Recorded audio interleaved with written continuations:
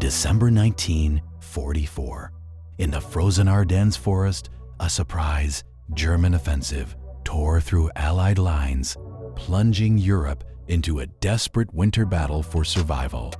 Bastogne, a small Belgian town and a crossroads of roads, became a focal point as American forces rushed to hold its vital junction against overwhelming odds.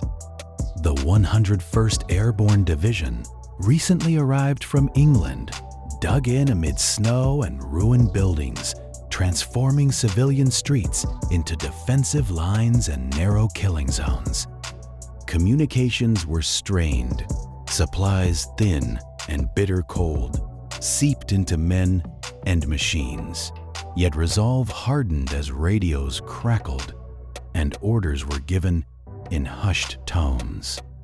Local civilians bore the fighting too, their homes shattered, their lives interrupted by artillery and armored columns moving through the white landscape. By nightfall, the town was ringed by enemy forces. Bastogne stood encircled, a single beacon of resistance in a sea of German armored thrusts. Inside the perimeter, medics worked continuously, treating frozen wounds, shrapnel, and exhaustion with scarce supplies and improvised shelters at all hours. Food and ammunition dwindled. Soldiers rationed chocolate bars and canned coffee, while artillery pieces fired sporadically to keep the enemy at bay. Airlifted supplies were limited by weather. Packed drop zones sometimes missed the mark, leaving men to improvise and share their scarce comforts. The German besiegers probed and attacked. Patrols skirmished in wrecked farms and hedgerows, where snow muffled sounds and revealed boot tracks to keen eyes. Company commanders moved among men, steadying nerves, conserving strength, and improvising defenses from rubble, barbed wire, and abandoned civilian vehicles under harsh winter skies. Messages crossed frozen fields on foot, motorcycles, and a few usable jeeps. Courage often meant stepping into open ground under enemy observation. On December 22nd, German emissaries demanded surrender. General Anthony McAuliffe replied with a single defiant word that became legendary among the troops. When asked for clarification, his staff reported the terse answer, "Nuts." The remark symbolized stubborn resolve rather than flippant disdain. Letters home, pocket Bibles, and photographs kept men connected to the world beyond snow and wire, offering solace in sleepless nights between bombardments. Sniper fire and artillery were constant threats. Small unit tactics, machine gun nests, and coordinated mortar teams held gaps that might otherwise have been exploited. Medical evacuations were perilous. Men with frostbite and shrapnel waited for mercy, often attended by exhausted medics whose hands trembled, but hands persisted. Despite shortages, morale endured through music, quiet jokes, and rationed letters read aloud in dim, smoky rooms, each voice an anchor against despair. Relief came in stages.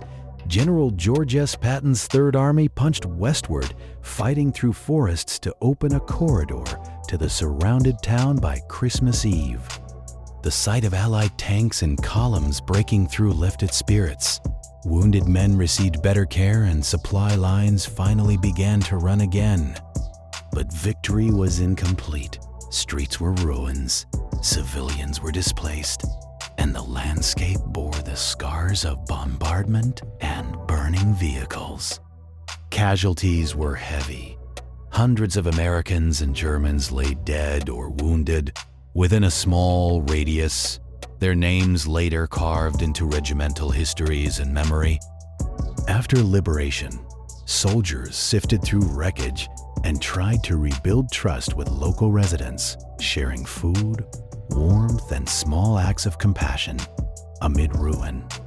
War correspondents filed dispatches, Photographs circulated in papers, and Bastogne became a symbol of both human endurance and the terrible cost of war.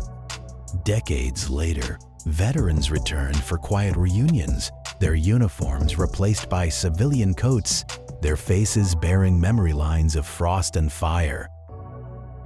Monuments rose on cemetery hills, bronze names glinting in summer sun, and plaques now mark crossroads where once men bled and held fast.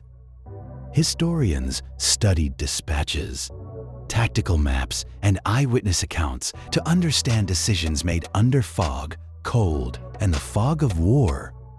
The 101st stand at Bastogne reshaped Allied momentum, proving that tenacity in winter could blunt even the most daring offensives.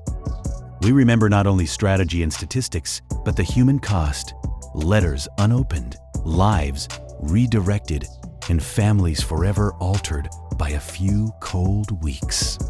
In quiet snowfall at the Bastogne Memorial, wreaths lay beneath names.